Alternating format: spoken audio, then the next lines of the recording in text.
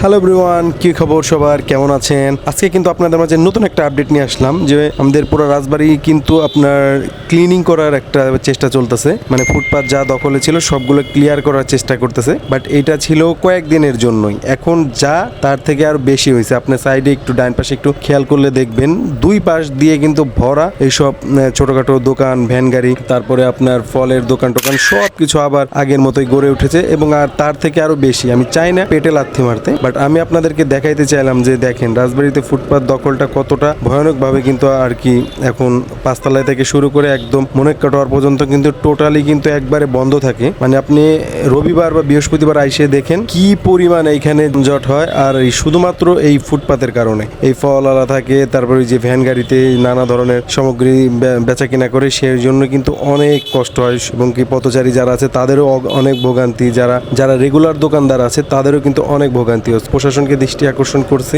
আপনারা যত দ্রুত সম্ভব এইগুলা একটু দেখবেন, কারণ আপনারা যদি পারেন অবশ্যই প্রতি সপ্তাহে অন্তত 2 দিন আমাদের এই বাজারটাকে একটু মনিটরিং করার চেষ্টা করবেন, যাতে এইসব ফুটপাতের দোকানগুলা আসলে অন্য কোথাও আপনারা একটা জায়গা করে দিন, তারা সেইখানে যায় বসবে, এই রাস্তাঘাটে যেন না বসে। এইটাই আপনাদের কাছে অনেক অনেক বড় এক চাওয়া, আমাদের যারা সাধারণ জনগণ আছে তাদের কিন্তু এটাই একটা চাওয়া। এবারে আবহাওয়াটা আজকে খুবই সুন্দর ছিল, খুবই মিষ্টি একটি সকাল।